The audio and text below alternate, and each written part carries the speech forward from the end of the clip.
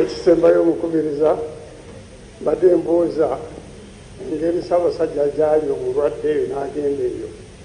Kati ffe abeesobola tetuyinza genda kumulabako. Oboolyawo ne tumutwalirayo n'akalagala akaganda akayinza okukola.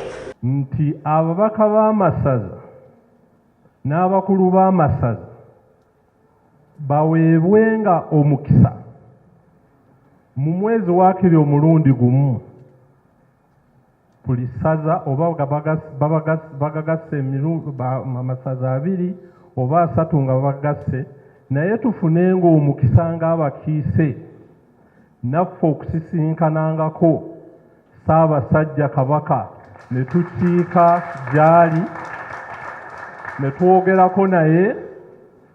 Bwe tuba nga tuzzeeyo gye tuli tuba tuyambako Katikkiro okuba nti tugamba abantu nti ye naffe Ssaabasajja Kabaka twakoze eki, twamulabye. 21 March Ssaabasajja Kabaka yagenda e Bulaaya okulaba abasawo be. Abasawo baali beetaaga okwongera okumwekebejja nga abali kumpi n'okulondoola obujjanjabi bw'atyo n'atasobola kudda mu budde.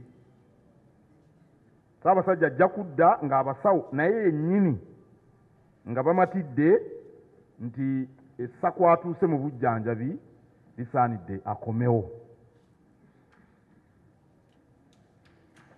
Obuganda nga bwe bulidde eddoboozi lyange n'ery'Omulangira ndooza mwaliwulidde.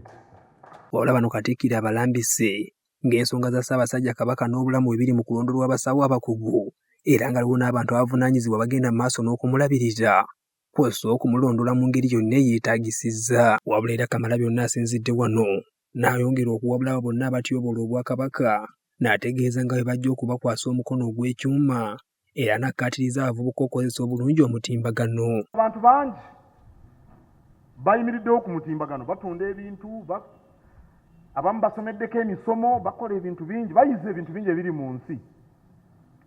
Abalala bali ku byabuwemu, oba kuvuma oba kukola kutya. Mwalaba omuvubuka oyo yali avvoola Ssaabasajja Kabaka.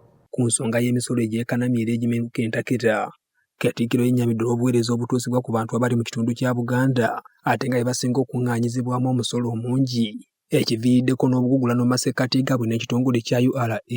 Ntambuddeko nagenda e Karamojja, mbadde e Bunyoro, mbadde Mwankole, mbadde wa yonna enguudo kawerette. Awamu ovuga n'omala essaawa ennamba tonalaba mmotoka wadde n'emu.